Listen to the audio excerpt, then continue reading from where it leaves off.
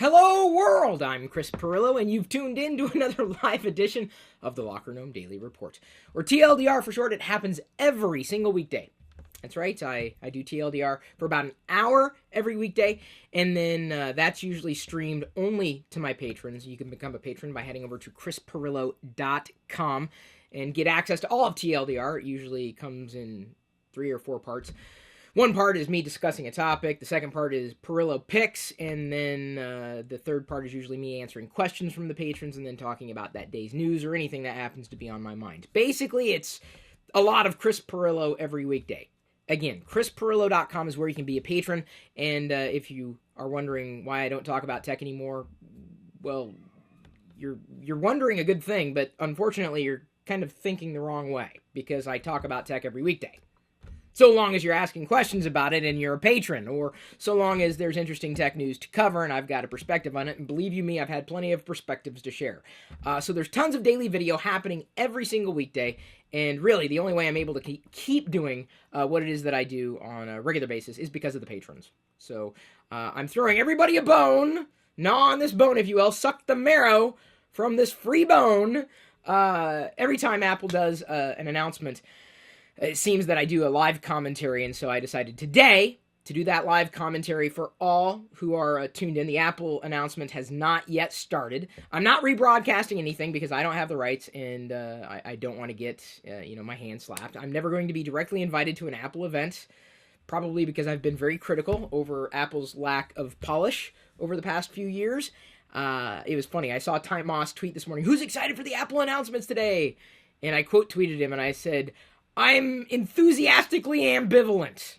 So that's where I sit. Some people have asked what I'm waiting for. I have covered that several times over with my patrons in relation to this series of Apple announcements today.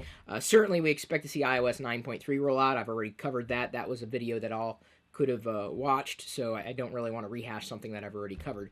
But I'm certainly interested in hearing about any new iPad Pro, because you probably caught my positives and negatives around the iPad Pro, my 2-video review of the iPad Pro after using it for a while, and I would seriously consider getting a different iPad if it had better performance with iOS 9, or iOS in general. That's really where Apple has fallen short in recent years.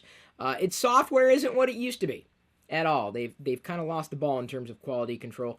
But if you've been listening to me for any period of time, you probably already knew I was going to say that. I'm not going to ease up. Just because I perceive it as an issue doesn't mean that you perceive it as an issue. But other people have. They've kind of fallen in line with me and seen the cracks in the armor. And I'm not saying that Apple is slag-worthy. It's just that if I perceive an issue, I'm going to say I perceive an issue. I have no horse in this race. I don't want one company to win over another. They're all companies, and they're all providing services and solutions. And let's face it, or solutions, I should say, not just one solution. Tech is not a destination; it's an enabler. And if it doesn't enable well, or if I believe that a company or an entity or a programmer or a developer, anybody could do a better job than what they're doing, I'm going to say that I think they could do a better job. And I've been proven over the past 20 years of me doing this kind of thing, proven right several times over. So, shrug emoji. When I sit there and say something, even if you don't like what I say, 9 times out of 10, it turns out that I am correct. And that's a fact. That's not a truth. Truth is relative, right? I'm talking about a fact. Even though I can't say fact. I can't. I'm having problems saying the word fact. So it is starting soon, and hopefully everyone is ready for this to start with me. The way it's going to go down, I am here. I'm sending that out to Liz right now, who tweeted me earlier, because it's Twitter's 10-year anniversary. I don't think that's why Apple's doing it today, but it's interesting, that crossover. But if you press the heart icon on Twitter, the favorite, or the like, whatever they're calling it, confetti explodes out of that heart. So I'm not going to favorite anything on Twitter today, because once confetti explodes, you just cannot clean it up 110%. So one of the things that I want to say, I can't tell what is being passed to me right now. It's kind of some weird language that looks like English. Zach Camera says, this is my first time being live. Welcome aboard. What I'm going to do is obviously stream this live. It'll stay here in perpetuity, as I do pretty much for every TLDR video. As I can collect my thoughts, I'm going to have my earphones on. Usually it's more difficult to speak when I hear someone speaking in my ear. So if it sounds disjointed, that's why. You can tune into the live Apple stream separately, which is what you should do.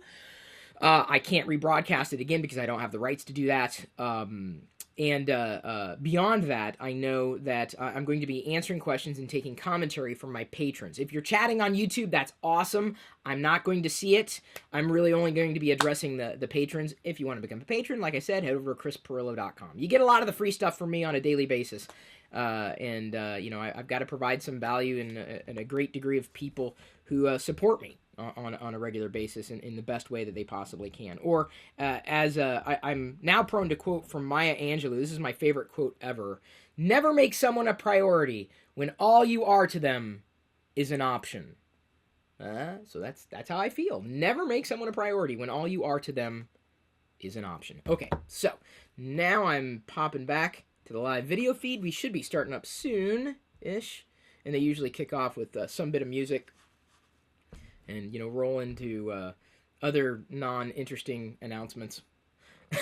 Like, talking about how Apple is great. Let's just assume they're going to say that at some point or something like that. I'm still getting music, though. But as I understand it, the music will be slowing soon. And stopping. Oh, the Apple logo has disappeared from my live video stream. Indeed, here we are, ready to rock and roll. My last few sips of coffee here.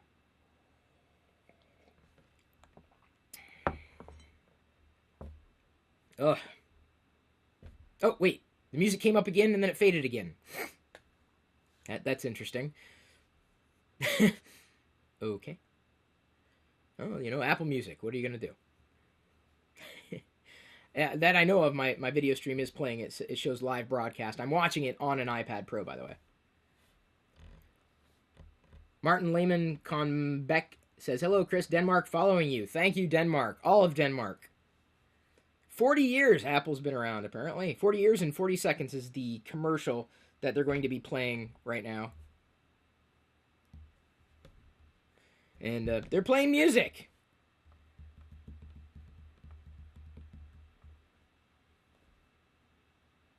And showing colors. It is a pretty interesting, it's words flashing on the screen. How do I describe this, right? It's easier if you just see it. I like it. It's a nice flow. It shows the evolution. Where Apple used to be. Where it is now. Where it's going, possibly. Think of the progression. 10 years from now, what's going to be there? April 1st, 2016. Well, that was interesting. It's not April 1st. At all. The only thing I know that's happening on April 1st that's interesting is the digital release of Star Wars The Force Awakens. Oh, those were going to be my Pirillo picks for today. And if everybody really likes this stream, I'll do a separate live unboxing for everybody with Smuggler's Bounty to see if I got the Blue Snaggletooth Pop vinyl. Tim Cook is on stage. Oh, they're not quite 40. So I'm older than Apple? Wow. That's not something a lot of people can brag about. I'm older than Apple. I don't know if that's a brag.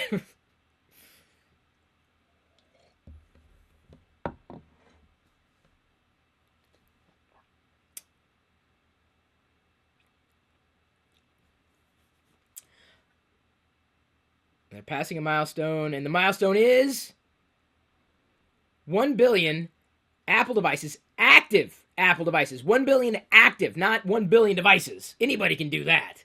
1 billion active Apple devices. That is big.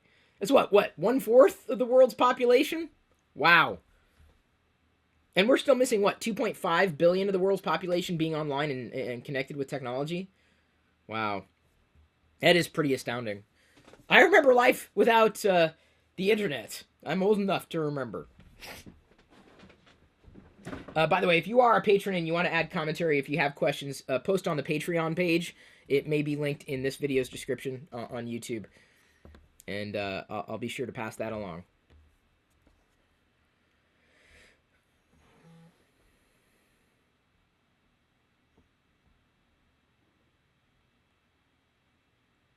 Now, he notes that the iPhone is an extension of yourself. I don't know if I'd say that the iPhone is an extension of myself. I don't look at the smartphone as my identity. It's a tool. It's a piece of tech, and I can junk it. I can throw it away. It's not my identity. Oh, he's doing it. He's doing it. He's laying down the government track, talking about encryption and whatnot. And I'm on Apple side. No, I'm sorry. I'm not on Apple side. I'm on encryption side. I've talked about this before, again, with the patrons. Encryption is all or nothing. This isn't about Apple, man. It's about you.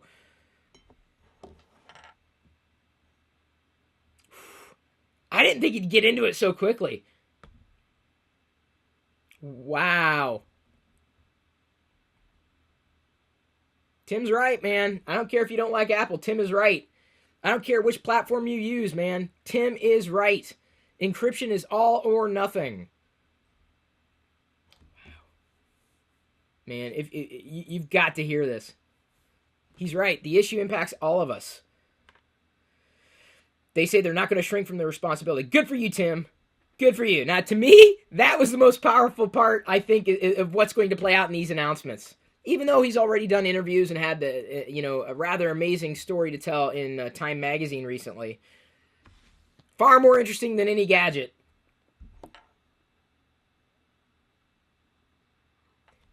Now he's moving on. Okay, the elephant's now been revealed in the room. We've talked about the elephant.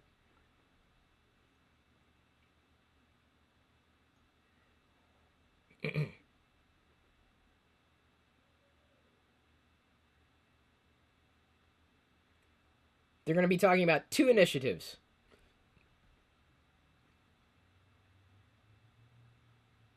The environment. Leaving the world in a better state than they found it. Does that make sense? In life, you always want to not leave a path of destruction in your wake. That would not be good. Apple's going to basically address the environment. Okay. They've been doing that for years, though. With the certifications in all their products. Really, honestly, this stream that I'm doing doesn't make sense unless you're listening to Apple stream simultaneously. So, Windows, side by side, or in the background, what have you. Changing climate. So if you're a climate change denier, get out! That's basically what they're saying. No, they're not saying. I'm saying that. Because you're wrong.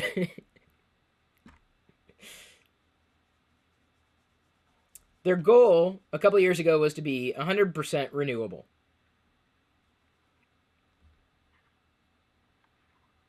How could they do that? That's everything. Operations, retail, in data centers and headquarters. 93% worldwide. That's impressive. That is impressive.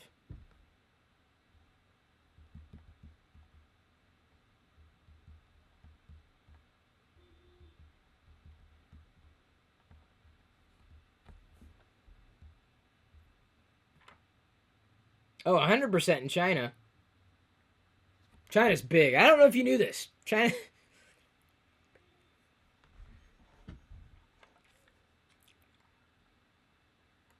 So, yeah, sometimes they're able to tap into the existing grid, and when they can't, they've come up with different solutions.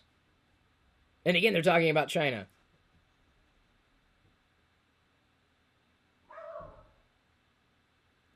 Why is Wicket barking?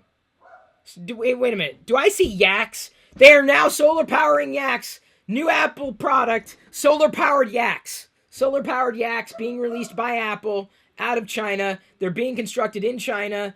Solar powered yaks. Which sounds like a great hashtag. That's the hashtag for this event. Solar powered yaks. Well, I like it. I think it's funny. Wicket doesn't have much of a sense of humor, honestly, about this. Come on, who wouldn't want a solar-powered yak? All I have around here is a USB humping dog, which I can't find right now. Where's my humping dog? I think maybe that's why Wicket's disappointed he doesn't have a USB port. Oh, there it is. Move over a USB humping dog. We have solar-powered yaks. I'm not going to plug it in, by the way. They're talking about renewable energy, which is awesome.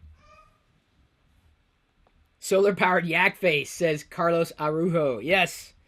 I should have brought up my yak face, not just my blue snaggletooth Kenner figure. So they're now helping people, or wanting to help people, reduce your impact on the environment, which is cool. Now they're talking about forestry. Protecting forests. Hey man, I don't even have a printer anymore. I've gone that route. Who wants to have a printer anymore? Paper, like energy, can be a renewable resource. Yes. 99% of their packaging comes from paper that's been recycled or is coming from sustainably managed forests.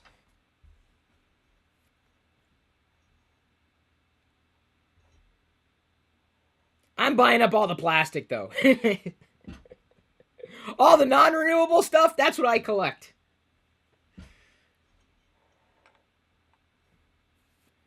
So they're basically preserving. I mean, they know what kind of impact they're making, and they can quantify it. So, and here's why this is important. Because you see, if we don't have this planet, we're gone, and ain't no new nothing, right? No new Star Wars figures, no new Apple gadgets, no new technology, no internet, no nothing. So this is very, very important to talk about. I'm glad Apple's discussing it. And they're making sure that they don't, the products that they create don't end up in landfills. So they're looking to regenerate reuse programs. They're making reuse programs. So the iPhones they get back, they're able to reuse, which is great. Just because you don't want to use it anymore, don't shove it in a drawer. These things are not collectible, you know?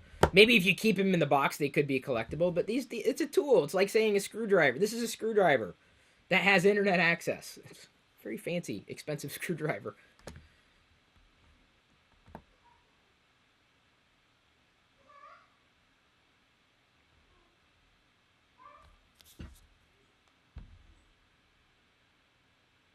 So they're now revealing an R&D project. No news further of the specs of the solar-powered yak, though.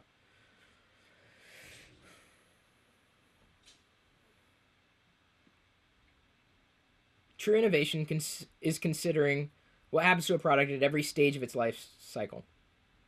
Liam. You know what Liam looks like? Liam looks like Max. Wasn't that the robot from the NES, Max? Liam deconstructs iPhones.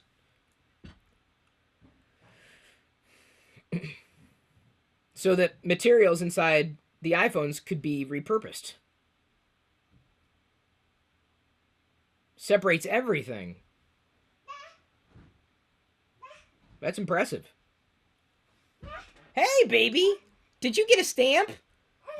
You did? What kind of stamp did you get? Come here, purple girl. Woo! All right, say hi to everybody. They're talking about Liam. Daddy has headphones on. Those are headphones. You've never seen Daddy with headphones on, have you? I know, they're headphones. Do you want to hear? Okay.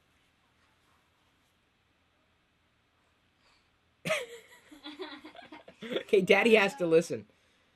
I know you want to listen. Yeah, that woman's doing very nice things. She works at Apple. That's the products that you like. Yeah. Although she crashed my iPad Pro the other day. That was awesome to see live. Yeah. What, baby? Oh, that's the Greedo patch, baby. Except when Yeah. we say apple, then she wants an actual apple. Oh, I gotta be careful about that. Apple. That's okay. She's like, apple. Pop, Apple. pop, What? pop. Oh, cool. So they're talking about how they're recycling materials and metals and everything. It's great. I think that's awesome. Honestly, I really genuinely do. Where are you going with my patch? What, baby? That is a battery. That's bigger than you. It's not a phone. She's picking up the Anchor battery. And did you hear her say hello? Yeah. I hope everybody picked up their phone when she said, and she was talking to the battery pack. What? Okay. Bless you. Whoa. Okay. You ready to go, baby? Oh, apple.com/recycling. to get a prepaid mailing label. Let's be careful with that. Oops. Not baby compatible. Well, let's not touch the iPad Pro. It is a big screen. Now back to Tim. Way to go, Apple. Save the environment for us. Oh, hun, she's got her... Her what? I need a... Oh. Okay. She sneezed.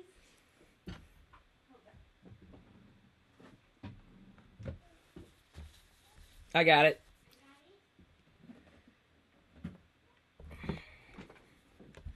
The second initiative they want to talk about is health.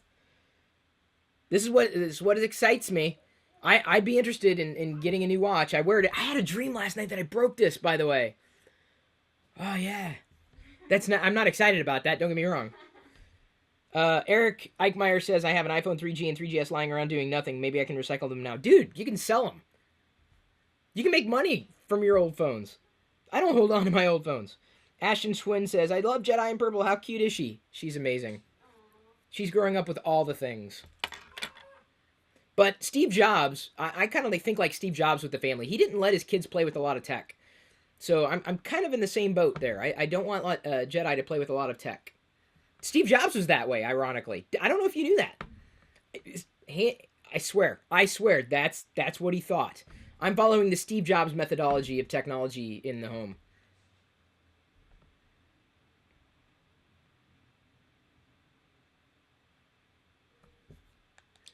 So they took Apple Health, thanks to the API, everybody took part in the largest Parkinson's study in history. This is great. This is, what's transformative about what Apple's doing with health and Research Kit is giving us more knowledge in the data that we're already generating, which is the exciting thing about these wearables. Although this is still interruptive. The watch idea is as a stopgap. I think eventually this is the way it's going to look. Wearables, it's going to be all about headgear, like glasses, like this, with either prescription lenses or not, because all the sensors will be built in to something like this rather than something like this. This is invasive. Not to say that glasses aren't. I'm just saying. AR. It's coming. Apple's not talking about AR and glasses, but it's coming. And AR is definitely not VR. AR does not make you motion sick. VR very well does, or most of it does. If you aren't using some kind of headset that's not 90 hertz or higher in the refresh rate. So what they're doing is they're talking about all the research that's being done in relation to Research Kit, which is the API that developers can use to access the health features in iOS.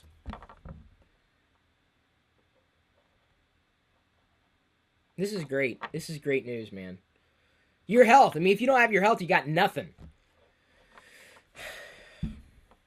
You know what I wish? I mean, I wish there was a better way to warn people of how much sugar they were ingesting. I really do. I've kind of gone on a tirade against sugar.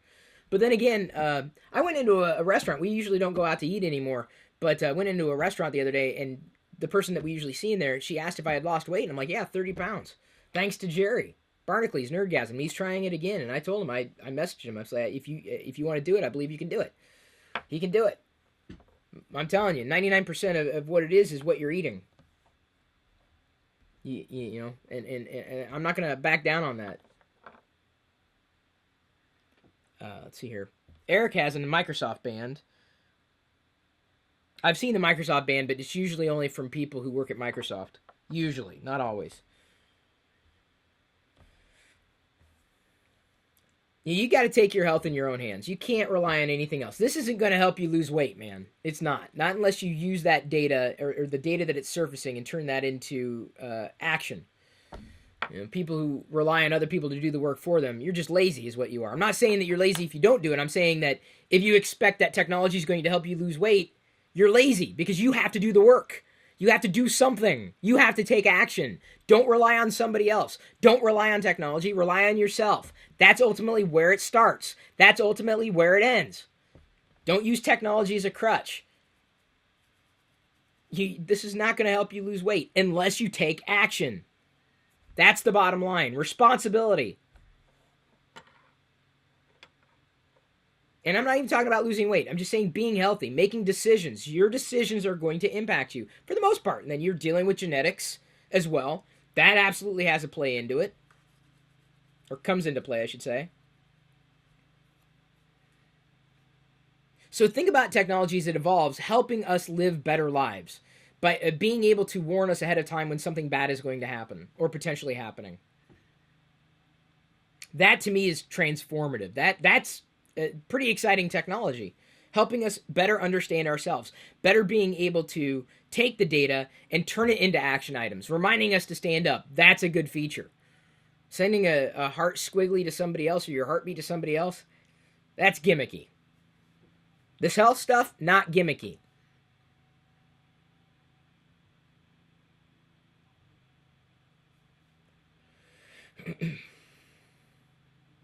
And this researcher says people are using apps to learn about themselves. And that's what I'm talking about. That's what's awesome.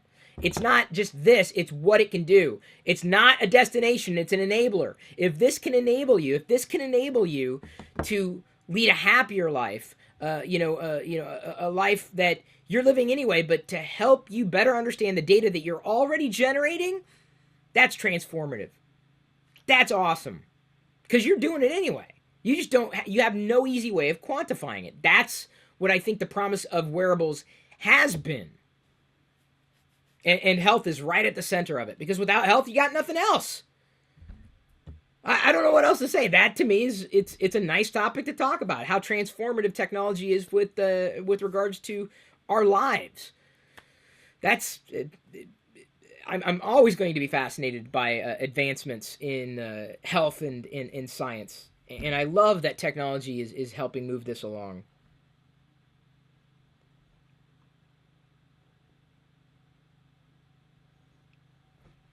They're talking about the studies, or one of the studies again, the Parkinson's studies.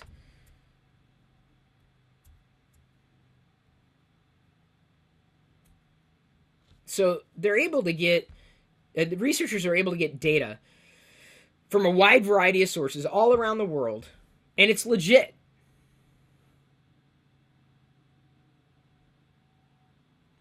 Studies, more than anything, could get far more, not just refined, but more accurate.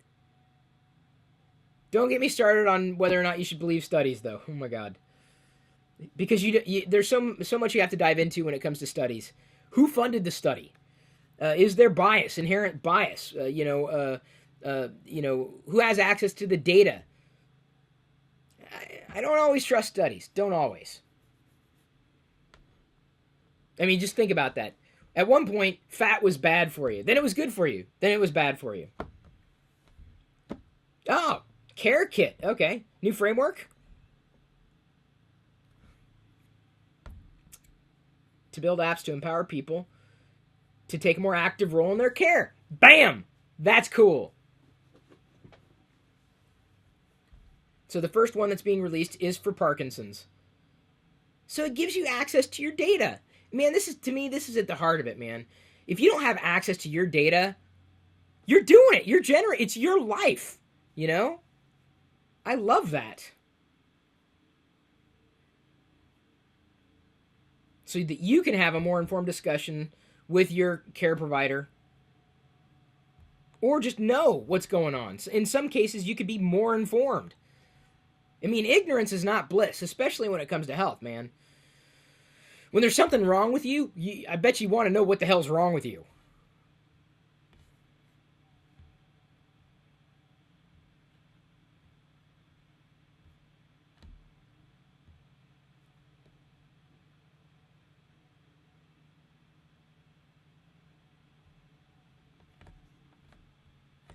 So right now, you get this list of things from the doctor, the researchers. You get a list of things that you have to do to correct the issue that you might be having. Now they're showing, I think this would be, I couldn't see the exact diagnosis there, but they've basically turned that piece of paper into an app and made it interactive. So they're making it easier for people to do the things they got to do anyway. Who wants to deal with printouts? Not I. I never understood that, I still like stickies. I keep stickies around, but it's because they annoy me. I mean, have you ever been handed a printed list of stuff that you gotta do?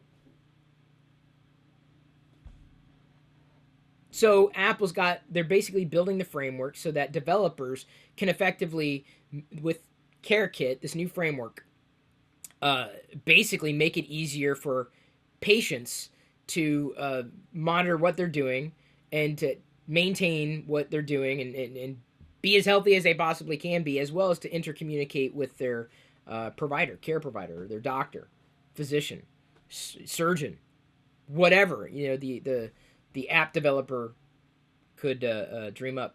Now they're mentioning privacy. So they're talking about granular controls, much like they have within iOS for a while. CareKit will be open source. Available in April.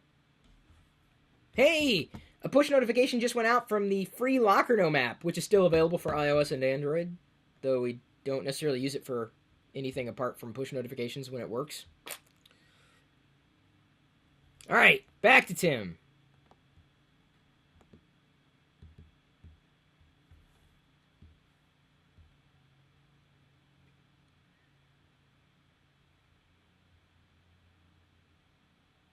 And again, they're still going on with the research kit.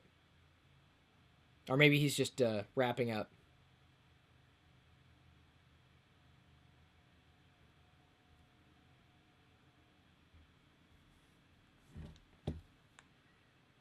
Products. Okay, here we go. Apple Watch.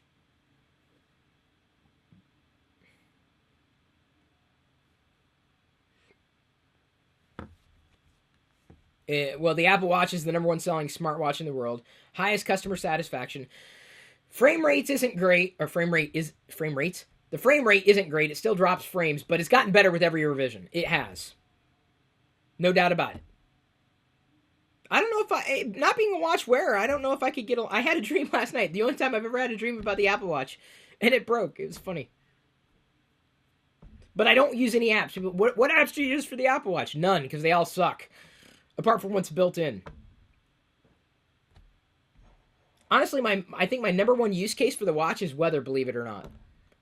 Something that, I would love to be able to turn to my home screen on the iPhone and see the weather. Why haven't they done that yet? I don't know.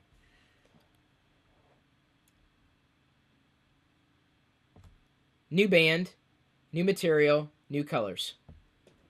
Woven nylon band. Ew. That's, God, even worse than this. I'm sorry, plastic. I really wanted what was the chain, it was only on the Apple Watch. I got the Sport, but the regular Apple Watch. The Milanese loop was the one I wanted, but I just wasn't willing to.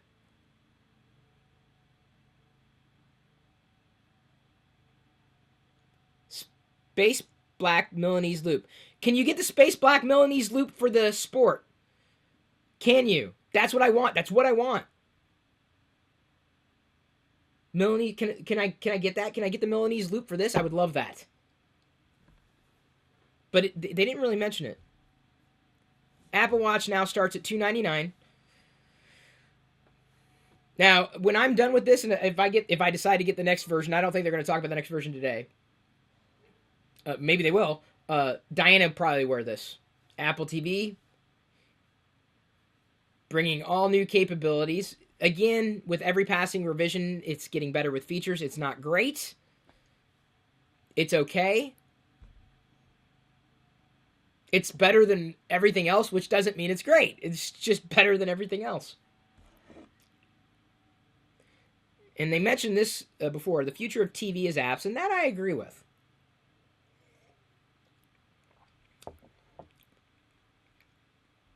$5,000 Apple TV apps. I would say 4,990 of them I just don't care about, nor will I ever. Pimping Game of Thrones again. Can't wait for season 6.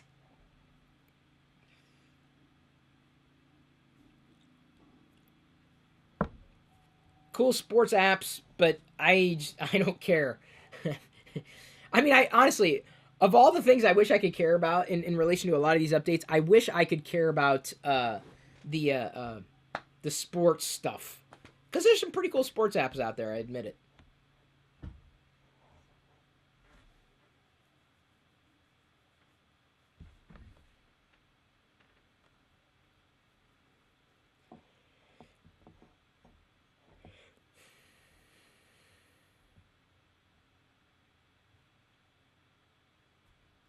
I don't know, dude.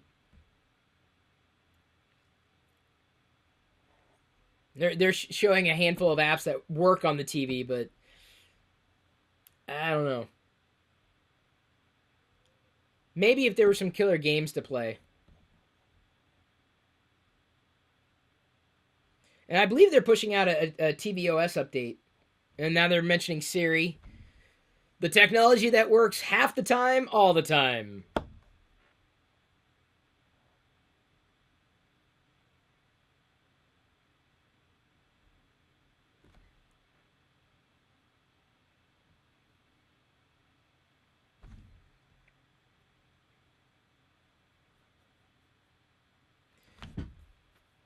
So Siri's getting more intelligent with the more providers or apps basically feeding into that system so that you can search for something, a show or an actor or director or whatever, across all of those channels or apps. Folders now exist on tvOS.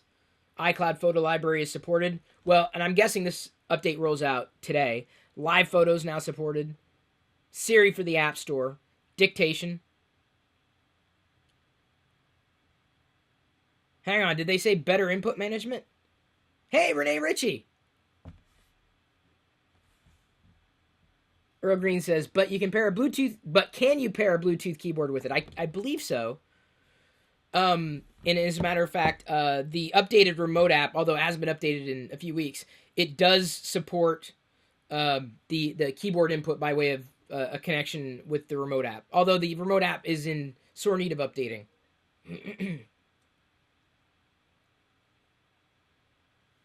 Now we're talking about iPhone. New member to the iPhone. Or the iPhone family. New member to the iPhone family.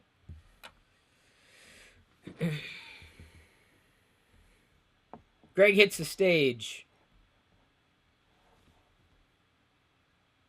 Our customers are loving the iPhone 6S and 6S Plus unless they're Chris Pirillo. And a smaller one pops out of the iPhone 6S. The 4-inch iPhone. Still a part of their lineup. Last year, 4-inch iPhones, they sold over 30 million 4-inch iPhones in 2015.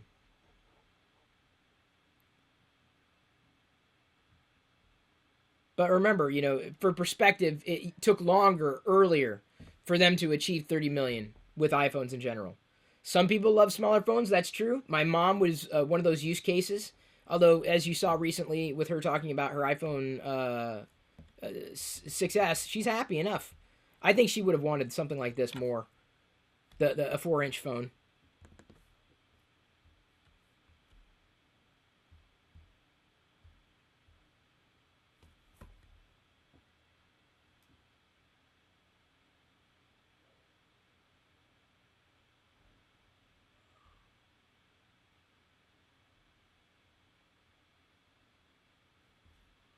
Yeah, a lot of people were pushing for the smaller screen phone.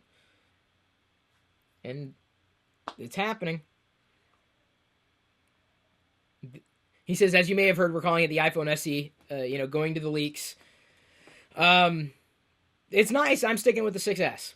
And there's no reason for me to go with a smaller screen for the iPhone because I'm fine with the iPhone 6S screen.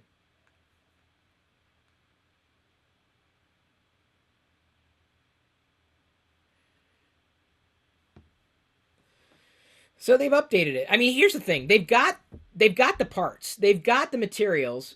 They can't just throw them away. They got to use them for something, so they're using them to build the 4-inch iPhone SE. Updating pretty much seemingly all of its internals, which is fantastic.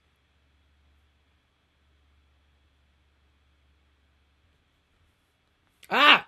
64-bit A9 chip in the iPhone SE. This is no slouch. In fact, I'd almost expect with that processor, it may even outperform the iPhone 6S. Like, because of the fewer pixels to push across the screen. Double the speed of the iPhone 5S. GPU performance is exactly like the iPhone 6S. It may be a smaller screen device, but ain't no slouch. Which is great, because then you can decide which screen you want. That's not a trade-off. That's fantastic.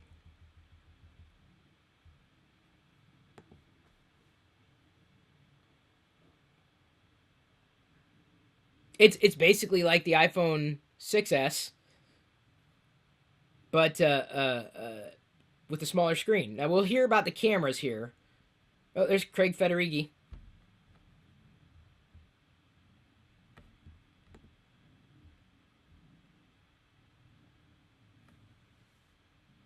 Battery improvements, of course. Let's hear about the camera.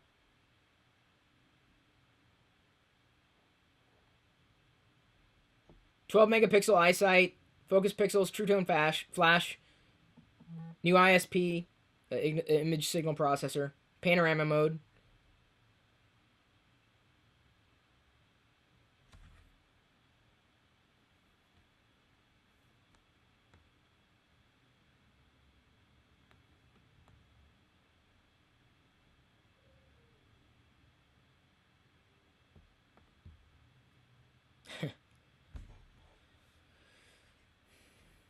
Sounds like the only difference you're going to see, really, effectively, and this is on the surface, between the iPhone 6S and the SE is screen size, screen resolution.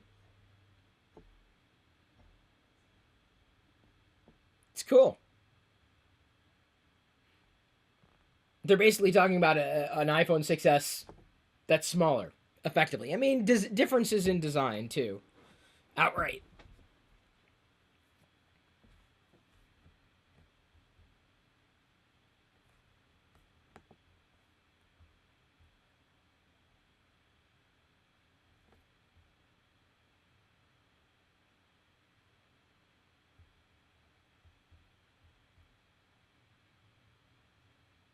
LTE updates, more LTE bands, voice over LTE.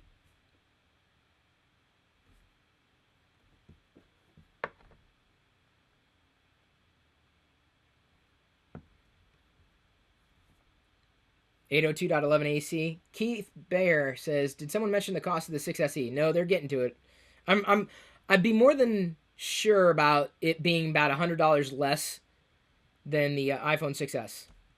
$100 is usually their discrepancy level. Apple Pay, Touch ID. It's a smaller iPhone. A good addition because some people wanted a smaller iPhone.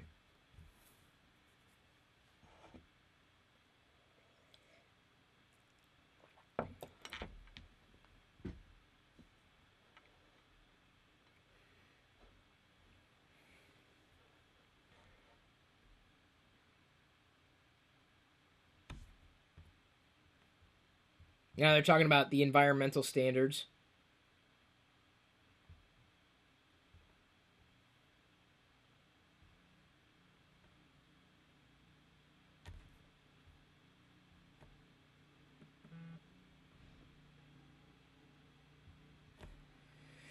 No prices yet.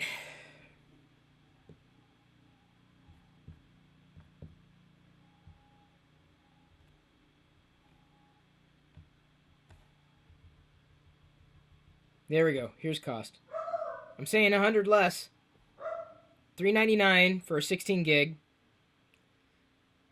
I don't know if I'd go with a 16 gig device these days.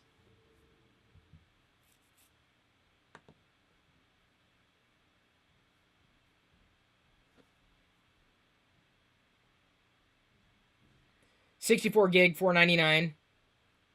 You can get it subsidized. So I want to say it's about a $100 difference. And that would make sense. $17 a month with the 16 gig if you're on the 2-month or 24 monthly installment plan.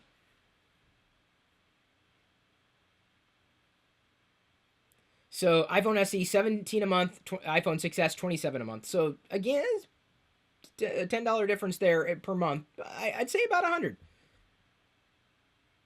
Available March 31st if you're in the market.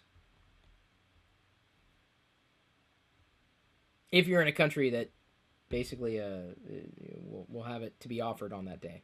It'll roll out everywhere eventually, though.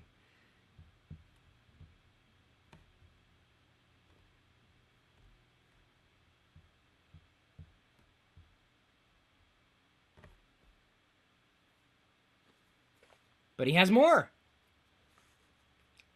I'm guessing it's going to be iOS 9, 9.3. Indeed. I bet you it's going to be released today. They've gone through, like, what, 7 betas of it?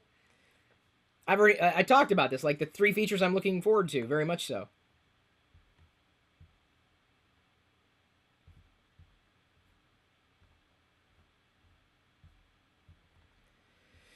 Okay, comparison to Android. I mean, they're talking about the latest version of a platform versus fragmented versions across the board. But that's the nature of the beast, just like different versions of Windows. One of the reasons why... a lot of PCs are running different versions of Windows. One of the reasons Microsoft is trying to push everybody to Windows 10. I talked about that last week, was it? Night Shift is what I'm most excited for because I use my iPhone at night. My phone I'm using at night. Night Shift automatically shifts colors to the warmer end of the spectrum at night, which may help you sleep better. And this is what studies have shown. But some people have said that, yeah, it's beyond a placebo effect. It really does work. Nicole Wiseman says, kind of not surprised the 7 is being held out for September. Who is expecting them to talk about the 7? Not me. That's not today, dude. Not even close. They're not going to talk about that for a while.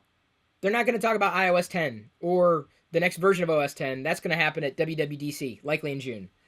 Talking about notes and secure notes. These are nice features to get. They're free, you know. I'm down with that.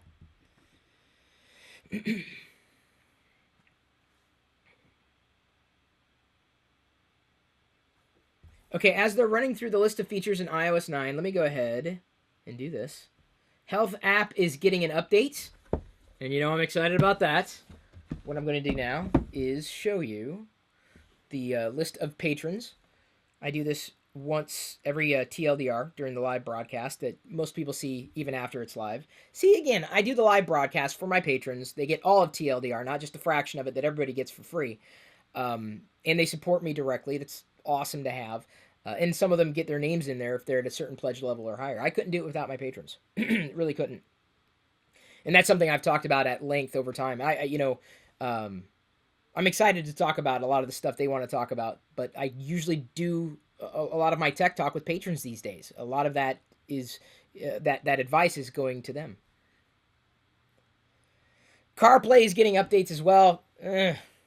I don't have a car that has CarPlay. The car that I decided to go with, even after testing all those cars, I made a massive mistake.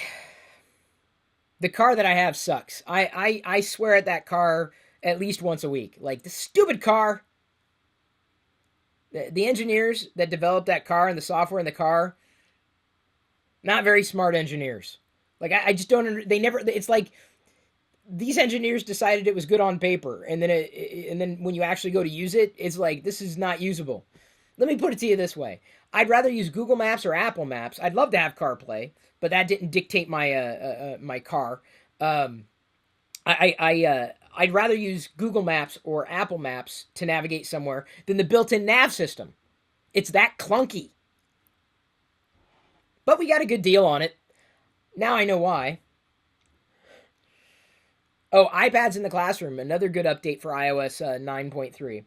If you are in the schools, or if you have a kid in the schools, or if a kid that you have is going to be in school, I'm interested in it, if only to play around with the idea of homeschooling with Jedi. We've talked about that in the past as well. Those are just some of the highlights of iOS 9.3. Okay. Available. Did I say available? It's available today. But what about these solar-powered yaks? Seriously, let's get back to the solar-powered yaks. That needs to trend.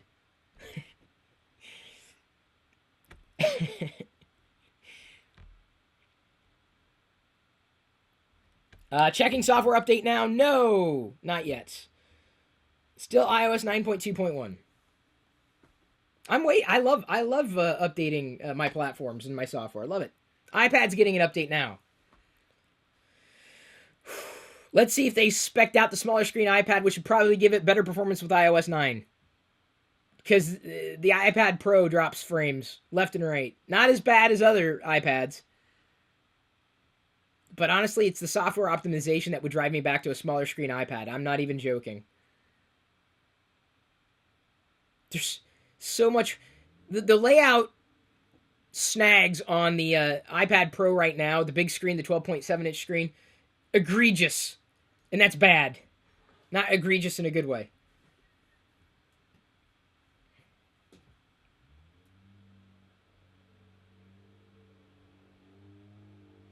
I don't know if I'd sell the iPad Pro I have now or hold on to it. I mean, we could still use it around here as a screen that is always connected.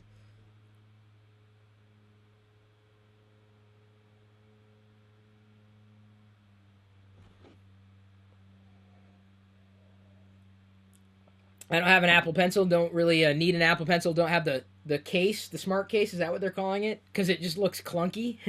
Apple's hardware design, in terms of accessories, not that great. From the same people who brought you iOS 7, 8, and 9.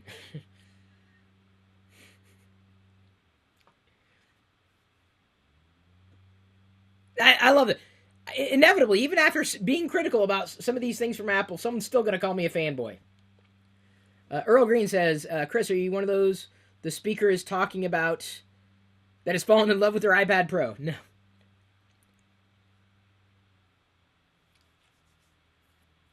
Chris does not love iPad Pro. Chris tolerates iPad Pro. And now, the second member of the iPad Pro family, which is more like a classic iPad size. All right. 9.7-inch screen. I like that on my iPad. Weighs less than a pound.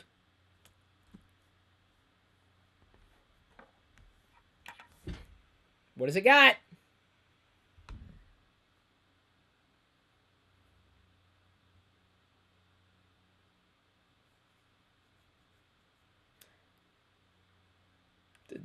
I'm not going to say the iPad Pro screen right now, the big one, is too big. With certain apps, it's great.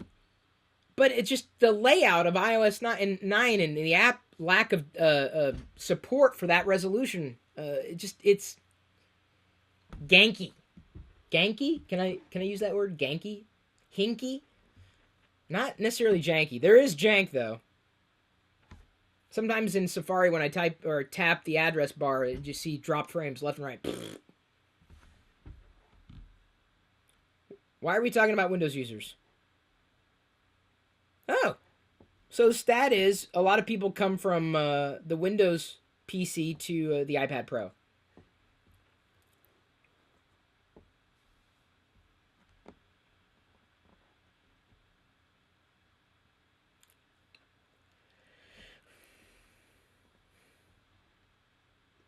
There are over 600 million PCs in use over 5 years old.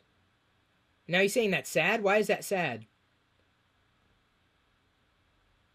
Well, I think that he's saying that people should upgrade. I don't disagree there.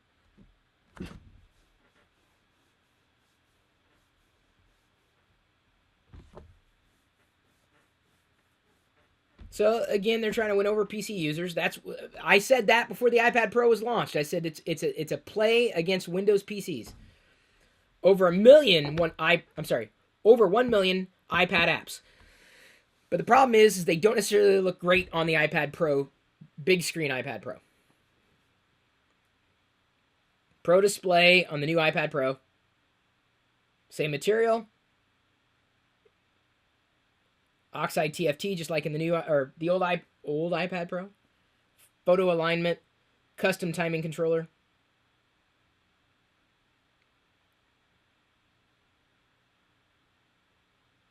We'll see if iOS 9.3 mitigates the issues that I've seen in the iPad Pro in performance. I don't think it's going to fix any of the layout snags.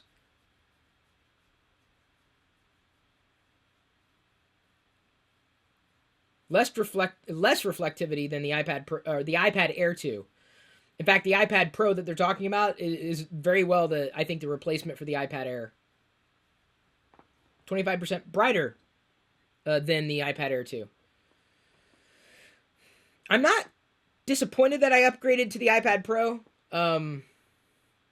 But now I kind of wish I would have waited. Could have saved that money. I don't think I'm going to sell it because I would lose a lot of money in the prospect.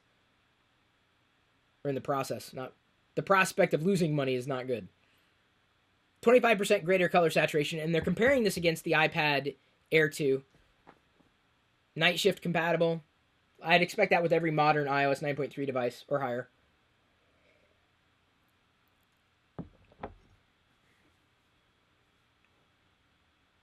Oh, okay, now I got a new feature. What is it? True Tone Display.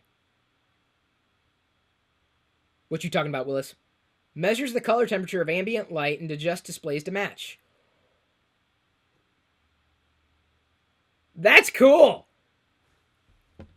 2 new 4-channel ambient light sensors. So you always have color accuracy depending on which light you're in. Bathed in yellow light, the screen will adjust. White light, the screen will adjust. That's cool.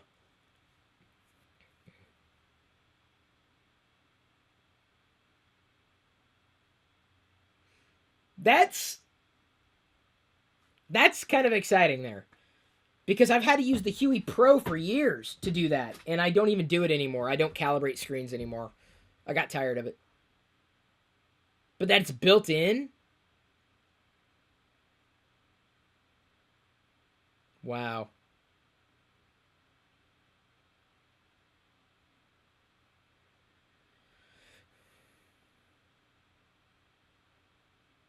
So it's like you're using a real piece of paper. It matches Paperwhite. Not to be confused with Amazon's Paperwhite. Automatic color temperatures matching is a photographer's dream. That's what Eric says. Or even if you do video. 4-speaker audio, much like with the existing iPad Pro.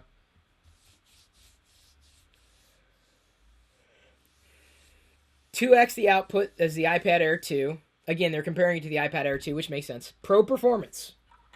So I'm guessing it's going to have the same quote-unquote specs as the iPad Pro. The bigger iPad Pro. A9X processor. Probably clock the same speed. But pushing fewer pixels across the screen, which means performance should be more dramatic.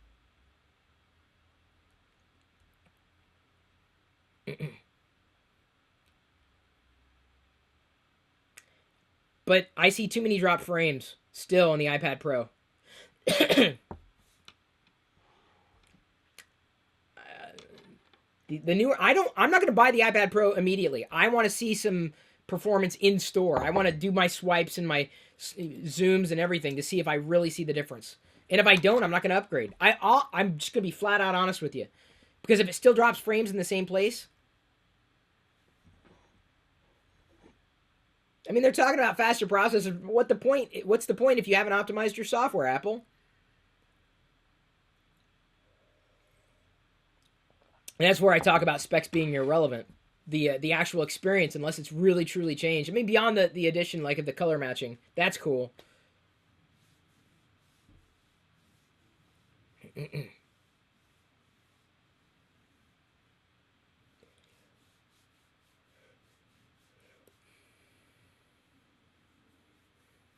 I'd imagine it's going to be about $100 cheaper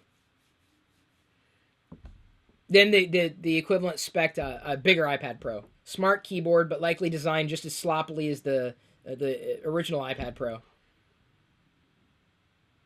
It just doesn't look good. I'd imagine that it would be the... Again, I got to see the stuff in store. I don't want to buy it online. I mean, like, I just look at it and go, that just doesn't look clean. And then the pencil it supports.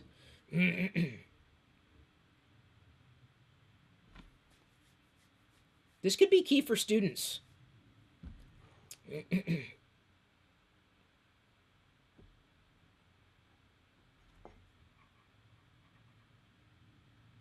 I don't draw. I don't take notes that way. Some people do.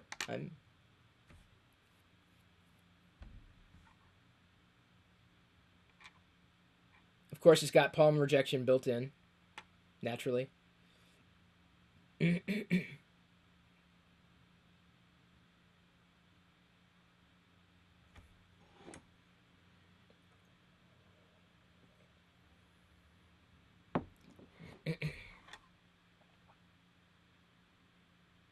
New Lightning adapter for SD card readers or USB camera adapters.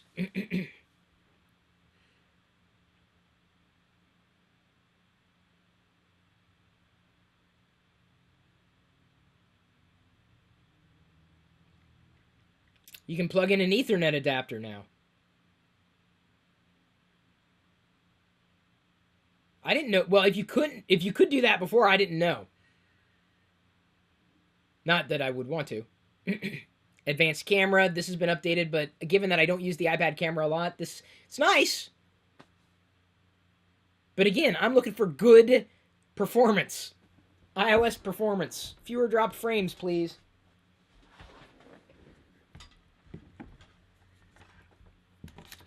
Of course, the layout will be better too.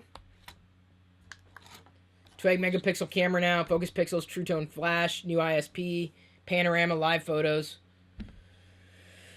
So, you know, they've basically brought the iPhone camera to the iPad. You know, the iPad. Where's the camera? Oh, over here. But it looked like there was a bump. Was there a bump? Did anybody else see a bump there? 5 megapixel FaceTime HD camera. Retina flash.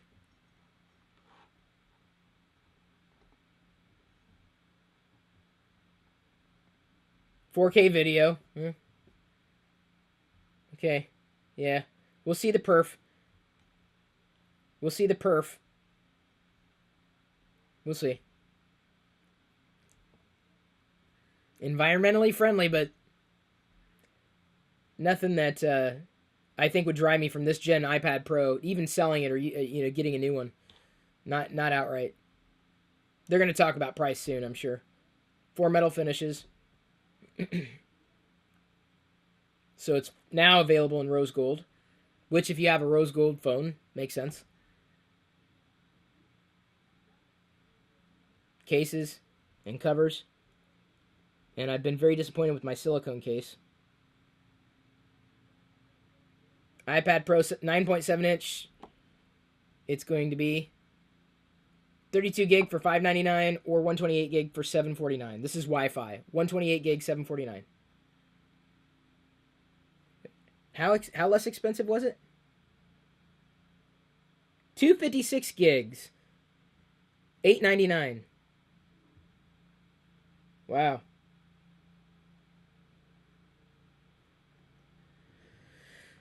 If you would take advantage of that. I haven't yet. Pardon me. They start shipping March 31st. I have no immediate plans right now. Because why would I upgrade to something if it doesn't have better performance? Like raw, like iOS 9 performance. That's what drove me to the Pro. I've said that before and time again. They didn't mention, they mentioned the processor, A9X, fine. They didn't mention the memory capacity. Yes, obviously you got storage capacity, but like memory. How much memory? What's the speed of the processor? I'd be interested potentially in some synthetic scores for better ideas, but I also, like I said, when I see frame drops in certain aspects of the software, I feel like I don't want to use the device anymore. No joke. This could be nice. No doubt. And the layout I think would be another reason why I'd prefer a smaller iPad Pro at this stage. Less frame drops or fewer frame drops, and better optimized layout in iOS, and then apps that are just optimized for the iPad screen. Unlike the ones I've been waiting to have updated. I think I could get used to that smaller screen again too. "Quote unquote smaller screen." Are they killing the 3.5 millimeter headphone jack, or was that just mere rumors? I don't know. I don't know. They didn't mention it, so I have no idea. I'm a light colored Apple lover. Yeah, you'd think I'd be a Vader colored Apple lover too, but no. That was Ashton Schwinn. I'm a space gray guy. Gray. Space gray. Black. Whatever. What they're doing right now, by the way, is just recapping the updates, or in a commercial, or talking about the product again.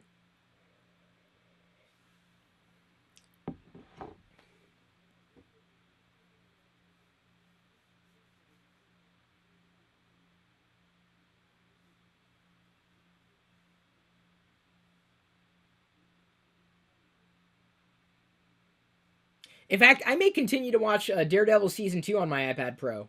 I've been just watching it on something else, but but the problem is you have to be for the iPad Pro in order to use it correctly. You have to sit it at an angle, right? And you have to look down like this rather than straight away like this, unless you have the ability to slide it into something.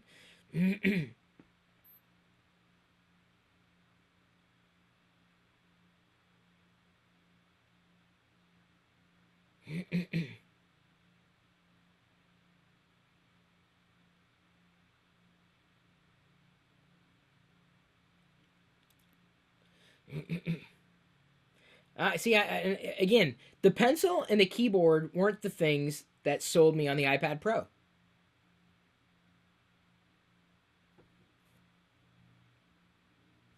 Eric Eichmeyer says, I've been trying to find time to watch the IT Crowd myself. You should.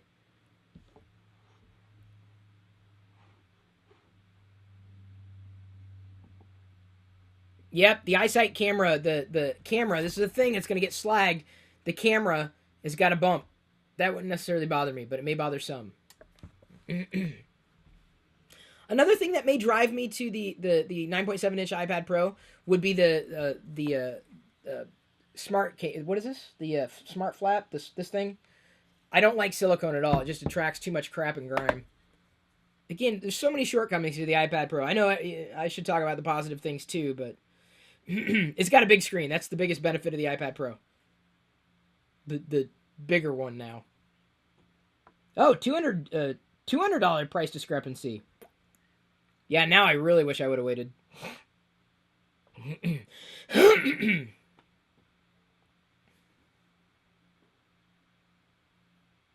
But honestly, I'll tell you, if the iPad Mini was spec'd, with the processor and speed and everything, I'd be happy with that screen size, as happy as I would be with an iPad Pro 9.7-inch screen size. It's the layout that, I wish I could speak more intelligently to this, like I have in the past, but I have talked about it. There's a lot of white space, a lot of lack of optimization in the software. It's just blown up. Because remember, the iPad interface with iOS 9 and below was developed specifically for a certain screen size. Well, with extra pixels, they've just blown things out more, and it doesn't look good at all.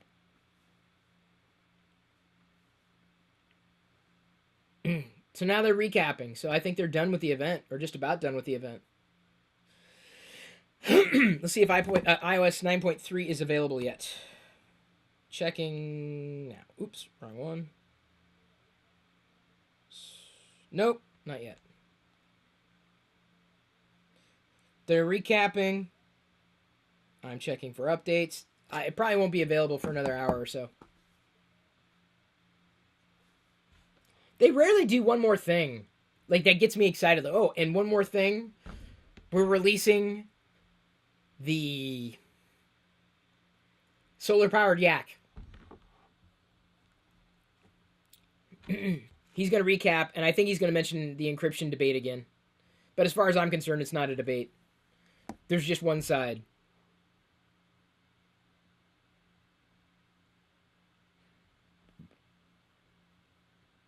This is probably the last product introduction in the town hall, so they're going to be talking about their spaceship campus now.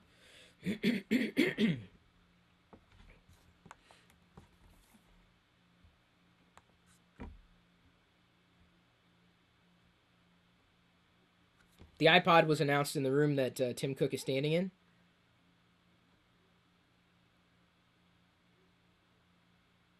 Liz asked, the new iPhones has NFC, I assume. Yes, and Touch ID.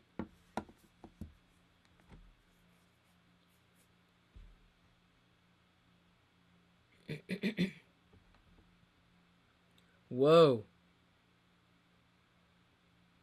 They've got like a theater in the round that's like got glass windows and goes down. That's pretty neat. That's pretty cool.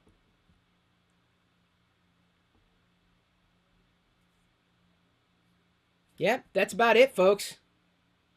That's awesome. So, do we want to do the live Smuggler's Bounty now separately? Is that good?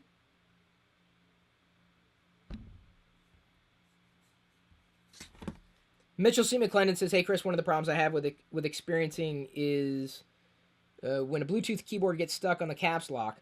With many of the things I'm hoping will be fixed in the iOS 9.3 update, what are some of the main things you'll be looking on the Apple announcement on Monday? Well, I did talk about that in TLDR a few weeks ago.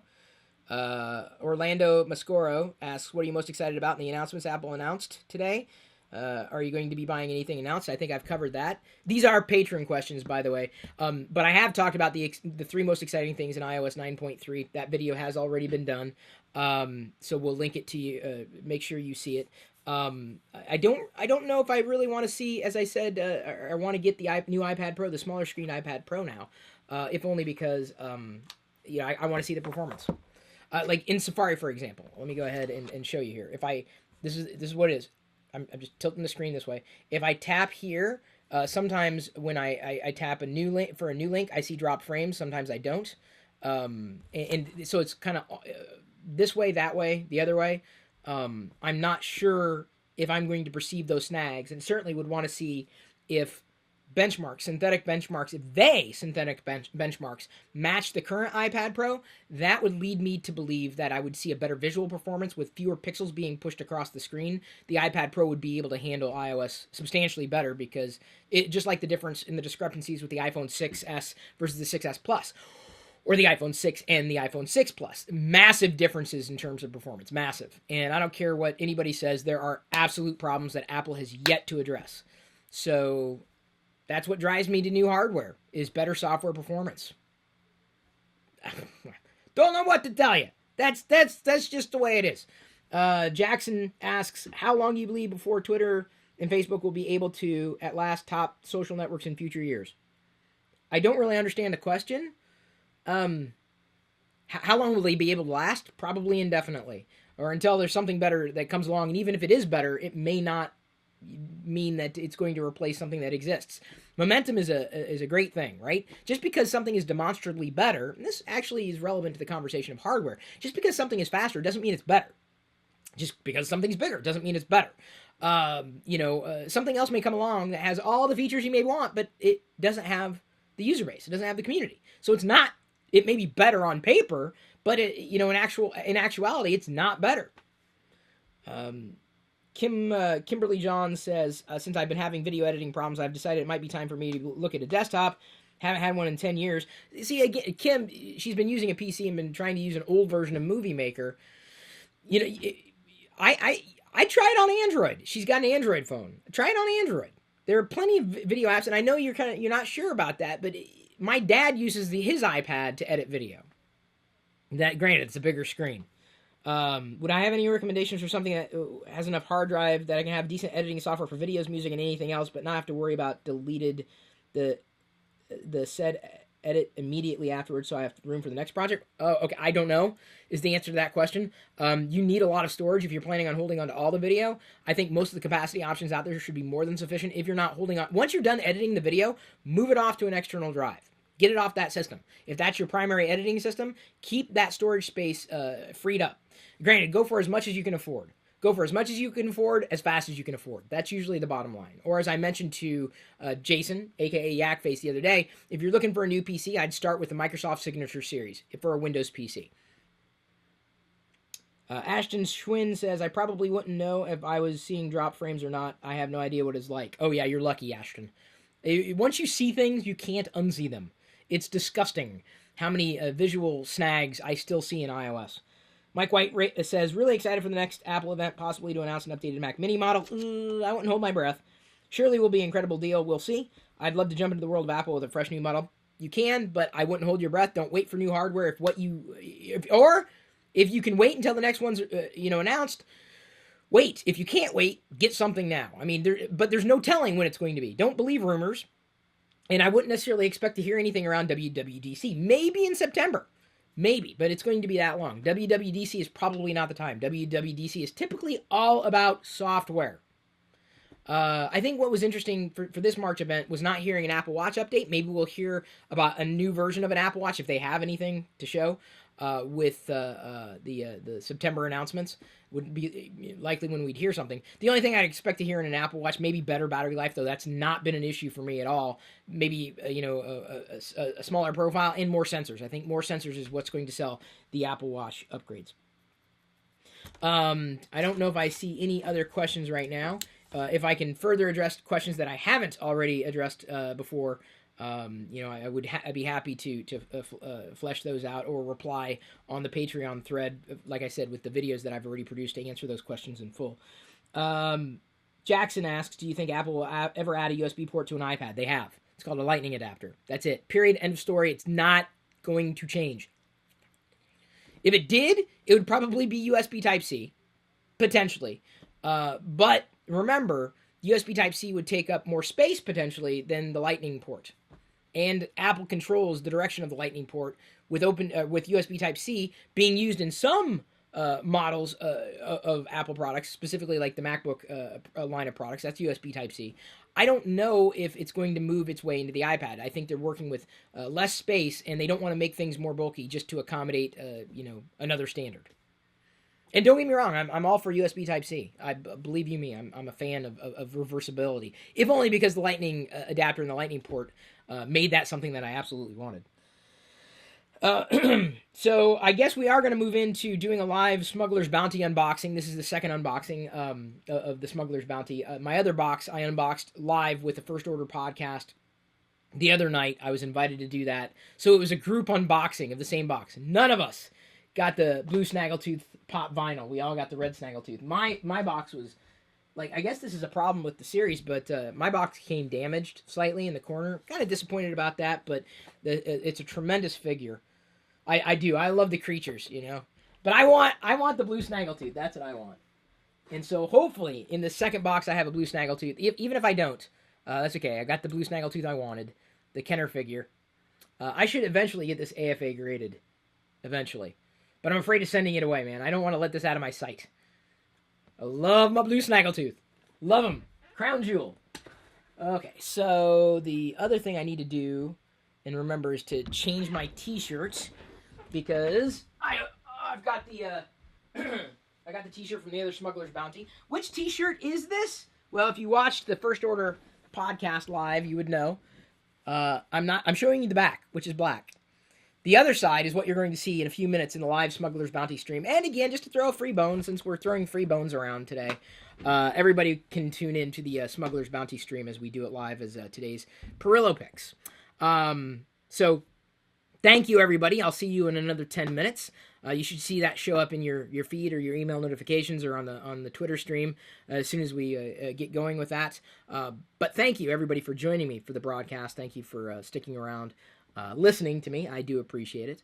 Again, if I didn't fully address or answer every question that was asked from the patrons or added any of their commentary, I will correct that again. Value for my patrons. You want to become a patron and get all of TLDR, all those bonus things, and more of my time, which I'm happy to give, head over to chrispirillo.com. At this point, however, I'm going to leave you to your own devices.